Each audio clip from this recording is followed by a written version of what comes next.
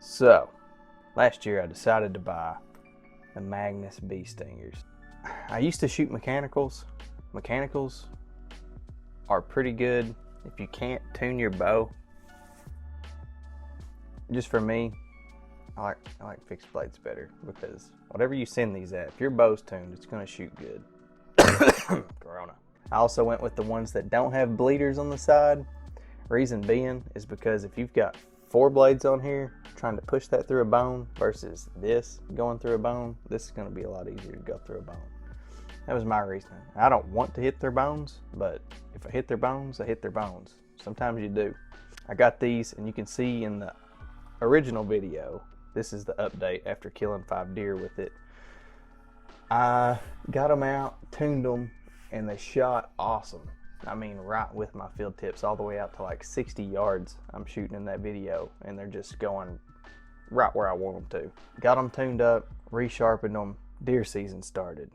Opening weekend, I was sick as a dog and had some kind of food poisoning that the state of Kentucky called me to ask me what I'd been eating. I kid you not. Next weekend comes around and I was out for blood, so I went straight to a stand that had corn out at it, and it was an intentional doe killing spot.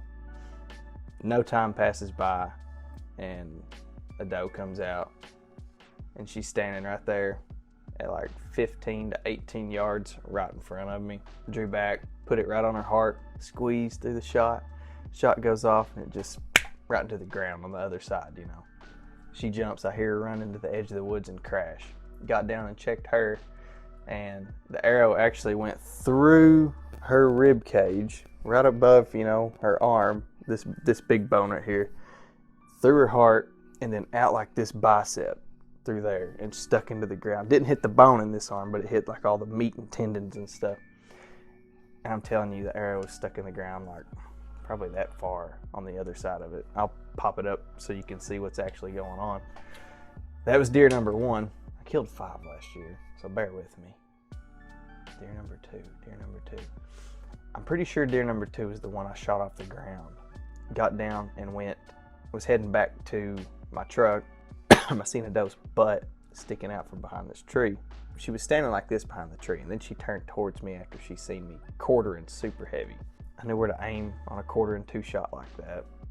I aimed where I wanted to hit her, pulled through the shot broke, the arrow arched, and it landed right here into her sternum, come at an angle like this, come out right behind like in these ribs back here, and stuck into a tree. It sounded like a bomb went off, like somebody hit a golf ball. I either thought I missed the deer and hit a tree behind it, or, you know, I don't know. It was weird. It was a loud pop. She ran about 40 or 50 yards and piled up. I don't have that on video, unfortunately, but I do have pictures of that arrow sticking in that tree, and it looks sweet. It's an awesome picture. Probably one of the coolest deer hunting pictures I ever got. And I believe it was this broadhead.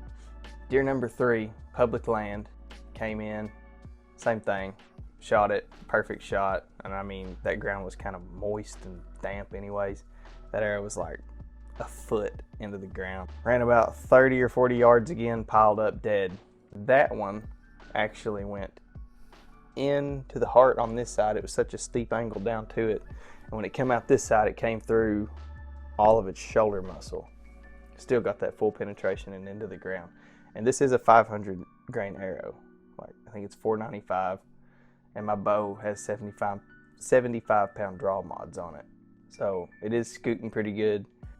Went up to the farm, bought an extra doe tag just so I could shoot another doe.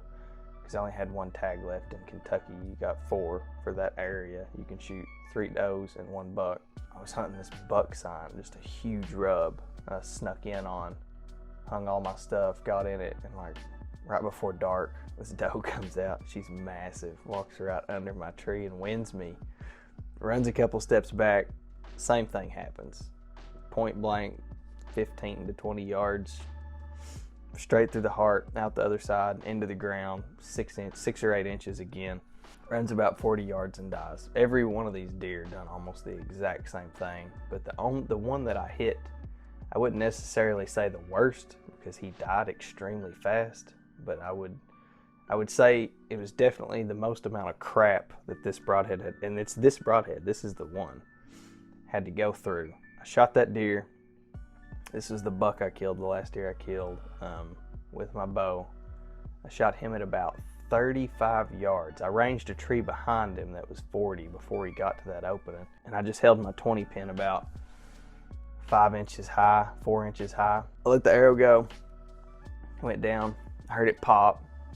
He took off and he made it to about 40 or 50 yards, maybe 60. And he was just standing there and I could see him swaying and his butt started going out from under him. And it did. He flops and rolls down the hill a few times and I'm all excited up in the tree. I got down on that one once again, stuck in the ground, like the arrow had to come out like the sword in the stone, you know. This broadhead went 30 yards into that buck's shoulder. This is a pretty good sized buck. I mean, he's not small. His antlers weren't huge, but body wise, he was not small at all. Went through his right shoulder, through the top of his heart, and just like mangled up all the arteries above it.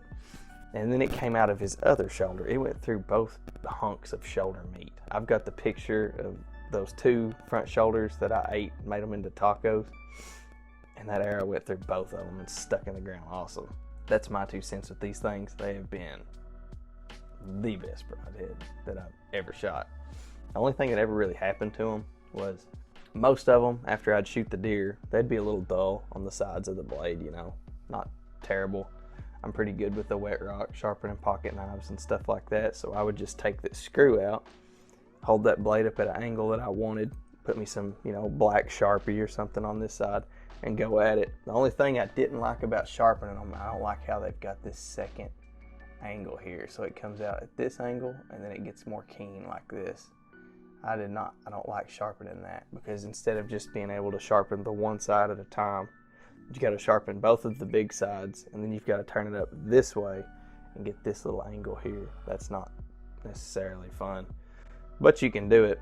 And every time I would sharpen them, I'd get them razor sharp again to where I could shave hair off of my arms. And I used this broadhead and only one other. One has never went through an animal yet because I'm telling you, the wet rock, I would just shoot a deer, sharpen it, take it the next weekend, shoot another deer, same broadhead. The only reason I ended up using the second one, something happened where I didn't have enough time to sharpen the one that I shot a deer with, and I ended up cycling it into my quiver and putting a new one up close to the front. That way I would use it every time.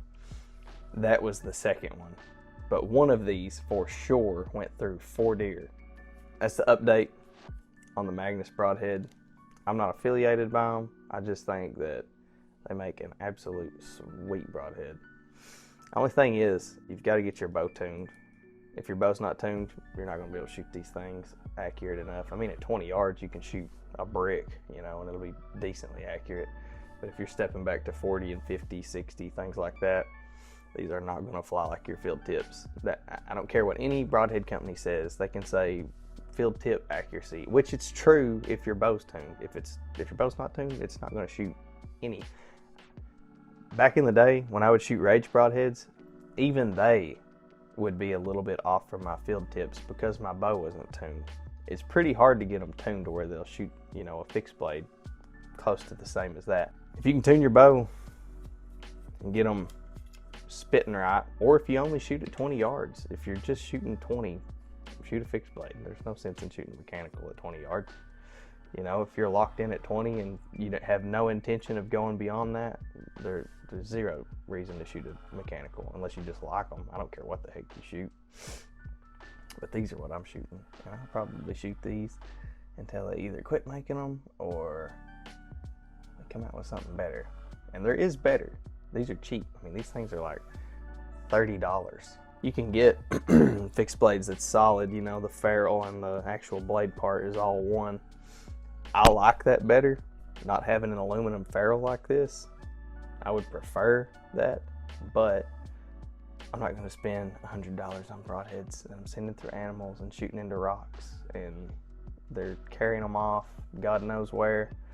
Sometimes you lose this stuff and I don't really care if I lose this. I've not got to try out the lifetime warranty. I don't know if the tip rolling over like that qualifies me for the lifetime warranty. or if I've actually got to break this thing. Hopefully this year there'll be a huge rock on the other side of the deer I'm shooting, and I will send it right through that thing and just blow it up on that rock on the other side. I'd like to do another update testing their warranty to see how good they are about it. But anyways, that is the Magnus Stinger updated review. Try them babies if you want to. All right, we're done here. I'm going to Florida.